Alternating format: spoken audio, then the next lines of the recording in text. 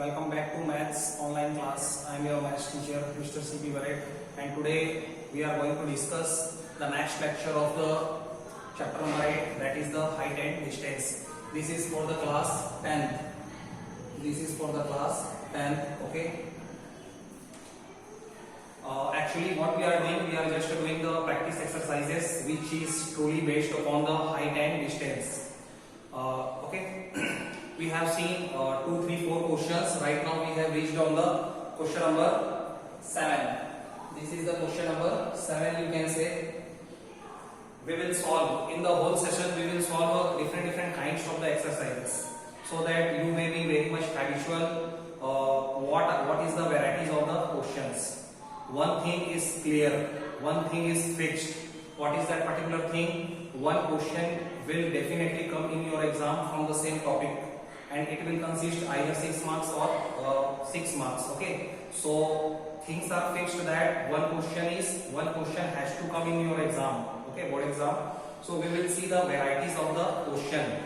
Another thing is that after reading the question, you should know how to draw the diagrams. Okay, you should know how to draw the diagrams.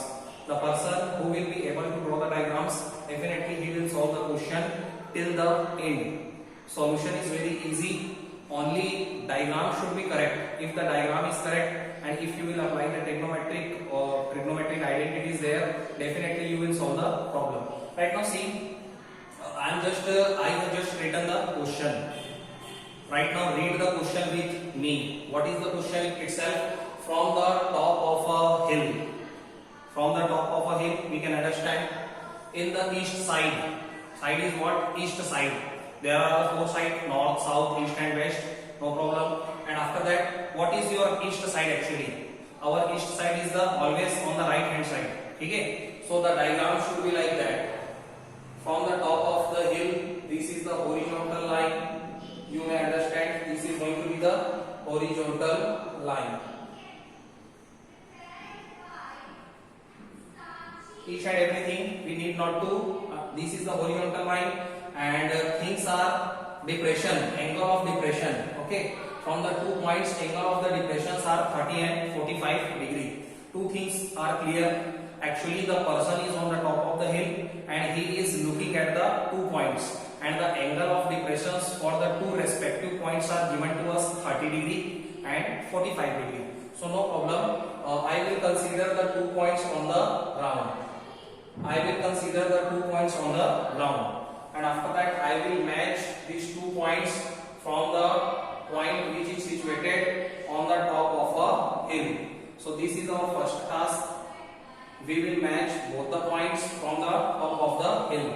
Angle of depressions are given to me. One is 30 degree and another will be the 45 degree. We can understand the lower angle will be the 30 degree and the higher angle will be the 45 degree. Actually, what is the angle of depression? When we will see any of the objects which are situated below the horizontal line, so what is the angle which is formed in between the line of sight and the horizontal line? It is known as the angle of depressions. And actually 2 angle of depressions are given to us. One is the 30 degree, another will be the 45 degree. And after that, beta, what you have to do in the case of the angle of depression, actually you can see these are the parallel lines. So definitely if this is 30 degree, so it will match 30 degree here also. If it is 45 degree, so it will match 45 degree here also. So this is going to be 30 degree and this is going to be 45 degree. You can see in the diagram. And after that, we will apply the things. What another thing is given to me is the distance between the 2 points. If the distance between the 2 points, it is given to me 1 kilometer. So I can write down 1 kilometer. And after that, find the height of the hill. This is the height of the hill. So we will consider the height of the hill is h kilometer.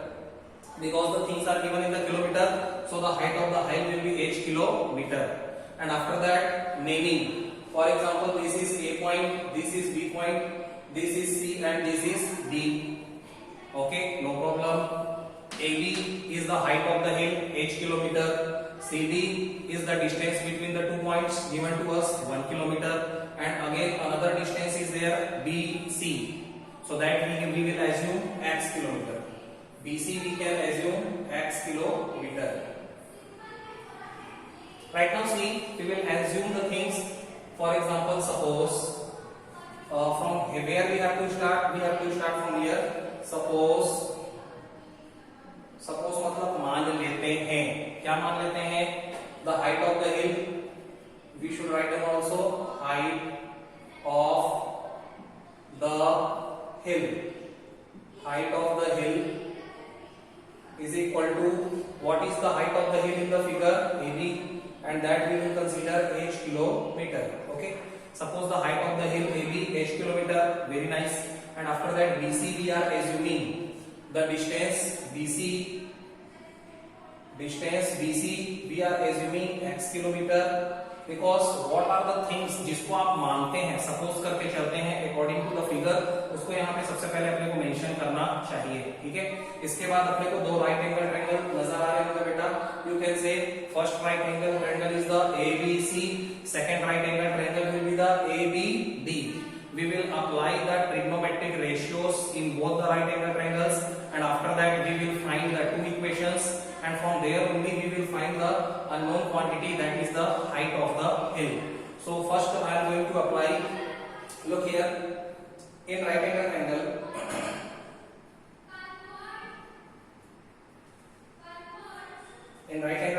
what is the right angle triangle? ABC.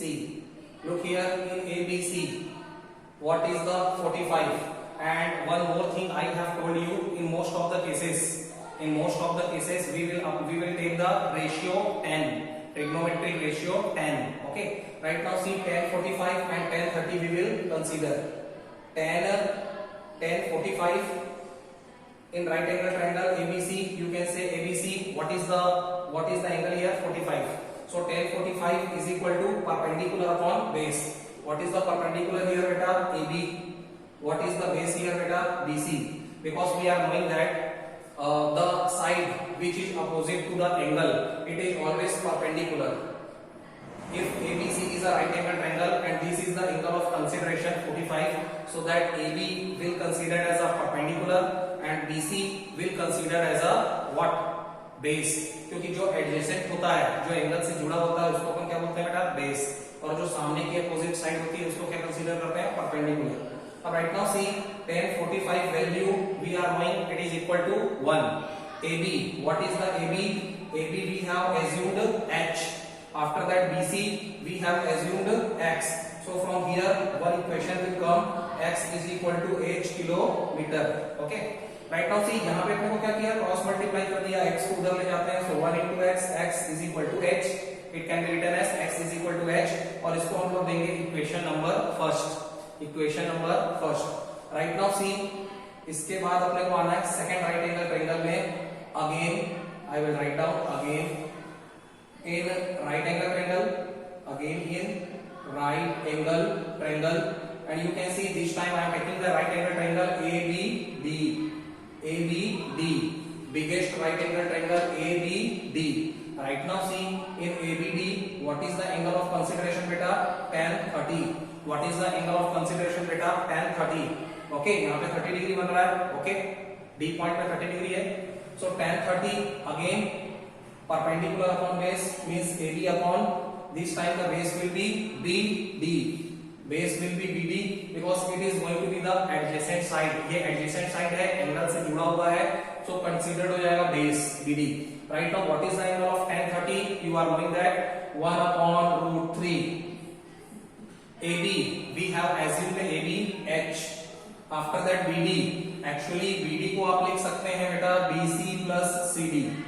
And after that 1 upon root 3 same is equal to h upon BC plus CD. BC plus CD means x plus 1. And right now from here what we have to calculate, यहाँ पे आने के बाद थोड़ा सा stop होना और सोचना कि हमको फाइंड आउट क्या करना है. फाइंड आउट करना है h की x, हमको h फाइंड आउट करना है. क्या फाइंड आउट करना है बेटा? h. तो एक्चुअल में ये जो सेकंड इक्वेशन है, इसमें मुझे किसको एलिमिनेट करना पड़ेगा? x को. ठीक है, सो from here I will write down from first से अपने को पता चलता है कि x की वैल्यू को क्या पुट अप किया जा सकता है? h. In place of x I can write down h. तो यहाँ पे मैं क्या करूंगा, x की जगह सबसे पहले h पुट कर दूंगा, ठीक है बेटा। सो ये मेरे को मिलता है h प्लस 1। इससे क्या फायदा हुआ, फायदा ये हुआ कि right now the equation is converted in form of h। Right now the equation is converted in form of h। पूरा का पूरा इक्वेशन h के रूप में कन्वर्ट हो चुका है। Only we have to solve the questions. बस इसको सॉल्व करते ही h की वैल्यू फाइंड आउट हो जानी है। तो देखो बस इसको सॉल्व कर लेते हैं। तो यहां से क्या करेंगे बेटा, क्रॉस मल्टीप्लाई, क्रॉस मल्टीप्लाई। जैसे ही आप क्रॉस मल्टीप्लाई करेंगे तो 1 का इंटू h प्लस 1 के साथ होगा तो आपको सेम टू सेम मिलेगा। √3 का इंटू h से हो जाना है √3h। ओके, सॉल्व करते चलो, h को इधर ट्रांसफर कर लेते हैं तो 1 is equal to √3h minus h। And after that in the next step I will take h ऐसा कॉमन, h को कॉमन लेते हैं। सो ये मेरे को मिलेगा बेटा √3 माइनस 1। सो इस तरीके से h की वैल्यू मेरे को मिलती है 1 अपॉन √3 माइनस 1। फिर से ध्यान देना क्या क्या हुआ, 1 का h प्लस 1 से into h plus 1 is equal to √3h। Clear है बात, h यहाँ पे भी है, h यहाँ पे भी है, तो h वाले को इधर ट्रांसफर कराते हैं। फिर h कॉमन लेते हैं, √3 माइनस 1, h की वैल्यू मिलती है 1 अपॉन √3 माइनस 1। तो ये आंसर नहीं है, इसको थोड़ा सिंप्लीफाई करना पड़ेगा। क्या करना पड़ेगा बेटा, सिंप्लीफाई करना पड़ेगा। सो सिंप्लीफाई करने के लिए मैं यहाँ पे सॉल्व कर रहा हूँ इसके बाद, ठीक है। सिंप्लीफाई करना है और इसको क्या करेंगे बेटा, रेशनलाइज करेंगे। क्या करेंगे, रेशनलाइजेशन। आपने पढ़ रखा है नंबर सिस्टम में, 9th क्लास में पढ़ रखा होगा। ऐसी किसी भी सिचुएशन पे अपने को क्या करना होता है, rationalization. So we will rationalize the denominator, rationalize the denominator, and when we rationalize the denominator, so what actually we have to do, we have to just multiply the opposite sign of the denominator। denominator में present क्या है, √3 minus 1, तो उसका just जो opposite आएगा, ठीक है, जिसको अपन क्या बोल सकते हैं, just opposite of it means √3 plus 1। √3 plus 1 से on the numerator and denominator both the sides we have to multiply। Okay, और रेशनलाइज करने का मेन फंडा क्या होता है, फंडा ये होता है कि डिनोमिनेटर को रूट से फ्री करना, डिनोमिनेटर को रूट से फ्री करना। देखो जैसे अपन ये करते हैं बेटा, तो यहाँ पे फॉर्मूला अप्लाई हो जाएगा, ठीक है। 1 इंटू √3 प्लस 1 को लिखा जा सकता है √3 plus 1। Right now see in the denominator what is present, √3 minus 1 and √3 plus 1, a minus b, a plus b। So a minus b और a प्लस बी को क्या लिखते हैं, a square minus b square. So इसको लिखा जा सकता है √3 square minus 1 square. Finally I will get √3 plus 1 upon this will be free from the root. √3 square means what, √3 square means √3 only, it will free from the root and after that minus 1 and finally we will get the answer √3 plus 1 upon 2, √3 plus 1 upon 2। अब क्या करना है, क्या ये answer है, अभी भी answer नहीं है, क्योंकि √3 की वैल्यू आपको मालूम है, √3 की वैल्यू को पुट अप कर सकते हैं 1.732 प्लस 1 अपॉन 2। क्लियर है बेटा, ये सारी चीजें तो कैलकुलेशन है, ठीक है, इसको समझने की कोशिश मत किया करो, ठीक है। अब इसको अपन ने ऐड किया, क्या मिलता है 2.732 अपॉन 2, क्योंकि 1 से 1 ऐड हो गया, ठीक है। अब इसको कैंसिल आउट करते हैं, 2 1 जा 2, 2 1 जा 2, 2 3 जा 6, 1 3, 2 6 जा 12 एंड अगेन 1 2, 2 6 जा 12। आंसर आता है बेटा 1.3666 kilometre and that is going to be the final answer for us. No doubt, no worries. थोड़ा सा कैलकुलेशन था, लेंथी कैलकुलेशन था, बट अगर आप स्टार्टिंग से जाओगे तो समरी क्या है, समरी ये है कि डायग्राम ड्रॉ करना आना चाहिए, दो right angle triangle find out करना आना चाहिए अकॉर्डिंग टू द रिक्वायरमेंट। कौन सी रेशियो अपने को लेना है, तो मैंने 10 ले लिया। दो इक्वेशन फॉर्म होते हैं, उसके बाद उसको क्या किया जाता है, किसी की वैल्यू पुट अप की जाती है किसी के फॉर्म में।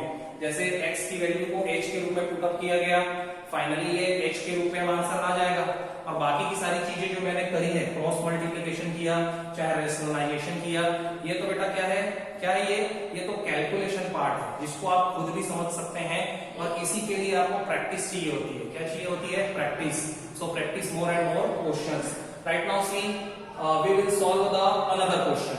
आप एक बार फिर से लुक आउट करिए, अपन ने किया क्या, अपन ने h कंसीडर किया, x कंसीडर किया, एक है ना, एक अपन ने ट्रिग्नोमेट्रिक रेशियो लिया, एक इक्वेशन मिला, दूसरा ट्रिग्नोमेट्रिक रेशियो कंसीडर किया, सेकंड इक्वेशन फाइंड आउट किया, उसके बाद बस h के रूप में कन्वर्ट किया, क्योंकि h ही अपने को फाइंड आउट करना है। उसके बाद थोड़ा सा कैलकुलेशन पार्ट है, कुछ क्वेश्चंस में कैलकुलेशन पार्ट शॉर्ट होते हैं, कुछ में लेंथी हो सकते हैं, आपको पता होना चाहिए। और इस तरीके की कोई भी सिचुएशन आए जिसमें आपको रूट डिनोमिनेटर में मिलता हो, if you are finding the denominator in form of the square root, so what actually you have to do, you have to go for the rationalization, rationalize the denominator, फिर आप denominator को square root से free करिए, उसके बाद आपको चीजें clear हो जाएंगी। और रूट 3 की वैल्यू आपको लर्न करके रखना है बेटा 1.732, either it will be given to you in the question, either it will be not given to you in the question, but you should remember the values of root 3 and you have to fill it, and after that you have to solve। ठीक है, next question की तरफ move on होते हैं। Look here,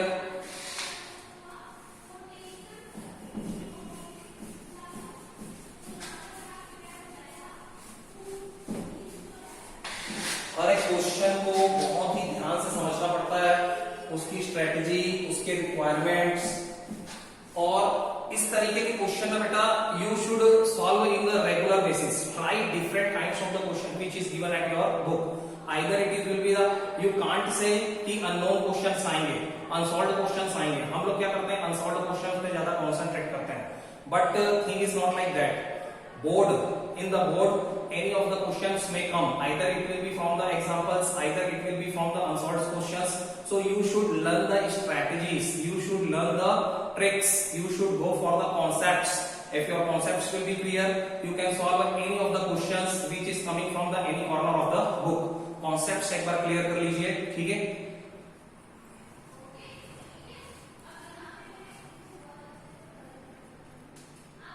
next question की तरफ move कर रहे हैं, ठीक है, ध्यान देना। एंड स्पीड भी मैंने बहुत ही स्लो कर रखी है बेटा, ताकि आपको बहुत अच्छे से मैं समझा सकूं, ठीक है। चीजें अब देखो, right now I am taking the help of my copy because I have to write down the question. See here question number 8। Question number 8 में लिखने वाला हूं, a tower is vertically placed, a tower is vertically placed, vertical समझ गए, vertical मतलब perpendicular खड़ा हुआ है कोई टावर, ठीक है, on a horizontal plane, on a horizontal plane, एक हॉरिजॉन्टल प्लेन पे टावर वर्टिकली प्लेस है। जो भी चीज वर्ड प्रॉब्लम में हो उसको पढ़ना और समझना आना चाहिए, तभी आप डायग्राम प्रॉपर और करेक्ट ड्रॉ कर पाओगे। If the angle of elevation, किसका केस है बेटा, एंगल ऑफ एलिवेशन का केस है। और अगर ये एंगल ऑफ एलिवेशन का केस है means things are situated above the horizontal line. If angle of elevation, if angle of elevation of sun, if angle of elevation of sun is 30 degree, angle of elevation sun का दिया गया है 30 degree, मतलब सन को देखा जा रहा है, ठीक है बेटा। And the length of the shadow of the tower, length of the shadow of the tower, length of the shadow of a tower, और टावर का जो शैडो फॉर्म हो रहा है, अच्छा शैडो फॉर्म कहां पे होता है, शैडो हमेशा जमीन पे फॉर्म होता है, लैंड पे फॉर्म होता है, ठीक है। तो जो डिस्टेंस होगा, ठीक है, वो क्या हो जाएगा, शैडो की लेंथ हो जाएगी। And the length of the shadow of a tower is 45 metre, ये अपने को गिवन है बेटा 45 मीटर। टावर का शैडो का लेंथ कितना है, 45 metre. So find the height of the tower, बहुत इजी सा क्वेश्चन है ये तो। Find height of a tower, question बहुत अच्छे से क्लियर हो चुका होगा, ठीक है। कुछ भी नहीं करना है, बस इजी सा डायग्राम। एंगल ऑफ एलिवेशन का केस है तो इस तरीके से एक राइट एंगल ट्रायंगल फॉर्म हो जाएगा बेटा। यहाँ पे सन ये मान लेते हैं ABC, समझ में आ रहा है, ठीक है। एंगल ऑफ एलिवेशन का केस है means things are situated above the horizontal line, हम लोग ऊपर देख रहे हैं, किसको देख रहे हैं, सन को। और एंगल ऑफ एलिवेशन कितना फॉर्म हो रहा है बेटा, एंगल ऑफ एलिवेशन है 30 डिग्री, यहाँ पे 30 डिग्री हो जाएगा। ए पे क्या है, सन, सी पे क्या है, कोई भी टावर, ठीक है। सो सॉरी, टावर का शैडो फॉर्म हो रहा है, ए बी क्या है यहाँ पे, ए बी टावर है, और इसी को फाइंड आउट करना है, find the height of the tower.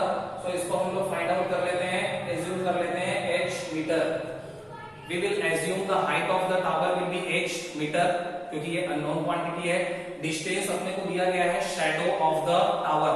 Shadow of the tower यहाँ पे क्या हो जाएगा, BC. These are given to me बेटा 45 मीटर. ओके, अब अपने को फाइंड आउट क्या करना है, h फाइंड आउट करना है. It is a very easiest problem. कुछ भी नहीं करना है, बस एक बार tan थीटा लगाएंगे, फटाफट आंसर आ जाएगा. यहाँ पे तो दो राइट एंगल ट्रायंगल का केस भी नहीं है, बहुत छोटा सा क्वेश्चन है. So see here we will write down suppose यहां से सॉल्यूशन स्टार्ट करते हैं. ठीक है, स्पेस को मैनेज करने के लिए इधर उधर लिखा जा रहा है, बट यू कैन अंडरस्टैंड आपको कैसे लिखना है, because you are a grown up child. Suppose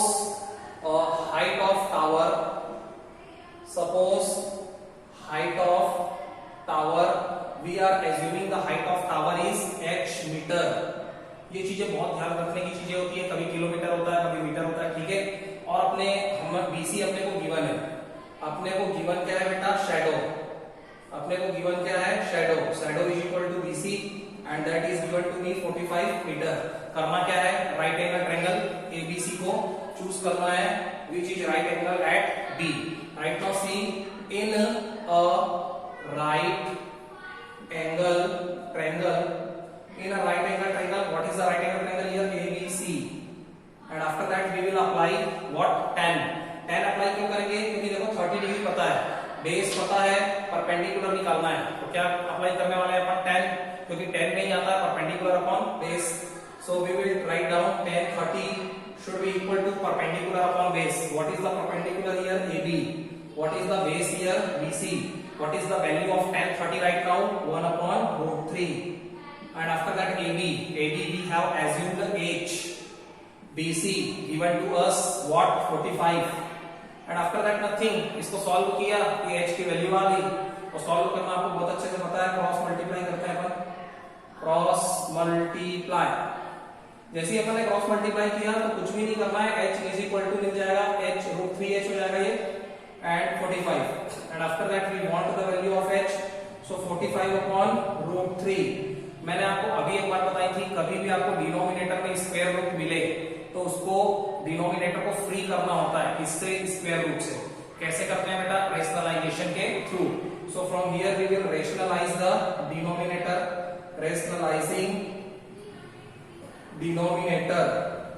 rationalizing denominator we have to write down. And after that what we have to do, actually we have to just multiply root 3 with the numerator also, root 3 with the denominator also. And after that we will find out 45 root 3 and root 3 and root 3. Multiplication of root 3 and root 3 will give me 3. And after that when we solve it, so 3 1 ja, we can solve it, 3 1 ja 3. What is the remainder, 1. 1 and 5, 3 5 ja 15. सो इसको इस तरीके से कटाना है, answer आएगा 15 root 3. और ये भी एक्चुअल में क्या आंसर है, यस, इसी को अपन आंसर मान लेते हैं. और अगर किसी बच्चे को इसको और अच्छे से सॉल्व करना है तो वो क्या कर सकता है, 15 इंटू रूट 3. रूट 3 की वैल्यू क्या होती है, 1.732. आप इसको इस तरीके से मल्टीप्लाई कर लीजिए, बहुत ही आसान है. 15 टू जा 30, 3 और कैरी, 53 जा 45, 45 और 3 48, 4 और कैरी, 15 7 जा कितना होता है बेटा, 105. 15 7 जा 105 में 4 जोड़ेंगे तो 109. 9 लिखेंगे, 10 और कैरी, 15 1 जा कितना होता है, 15. 15 and 10 कितना हो गया, 25. After the 3 digit from the right side we have to place the point. So 1 2 3, this is also going to be my answer in the meter. लेकिन आप इसको भी आंसर एज्यूम कर सकते हैं. हमको केवल डिनोमिनेटर को स्क्वायर रूट से फ्री करना था, ठीक है. लेकिन अगर न्यूमरेटर में आता है तो या तो आप रूट 3 की वैल्यू प्लेस कर दीजिए. चीजों को समझना पड़ता है. कई बार क्वेश्चंस में लिखा होता है कि रूट 3 की वैल्यू 1.732 पुट करिए, तो उस केस में आपको करना ही है, क्योंकि क्वेश्चन वाले ने आपको गिवन कर रखा है, ठीक है. लेकिन अगर कोई लिख नहीं रखा है और अगर आप 15 रूट 3 भी आंसर फाइंड आउट करते हैं, so it is also okay. So right now see the next question we can solve. See, let me see the timing. Time देखते हैं कितना हो रहा है, 24.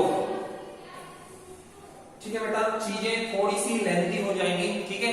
2 ही क्वेश्चन सॉल्व कर पाए इस लेक्चर में, नो प्रॉब्लम. लेकिन चीजें सिस्टमैटिक होनी चाहिए, ठीक है. we will whatever we are going to study, it should be neat and clean and clear.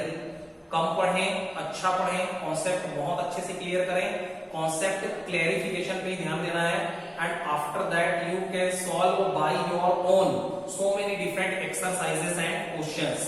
एक चीज याद रखना, I am your guide, I am giving you only 20% and you have to do from yourself 80%. आपका जो भी result होगा उसमें आपका कंट्रीब्यूशन 80% का है. Teachers can give you, teachers can only motivate you and teachers can only guide you. We are giving you only 20% and myself you are 80%. So practice more and more at your home. And for your doubts, we are here. We are sitting here only for your doubts. We will feel very much happy if you will discuss with us your doubts and problems. But what is the main thing you have to do? You have to go for the practicing different sorts of the questions. Okay? Till then, thank you so much. All the best.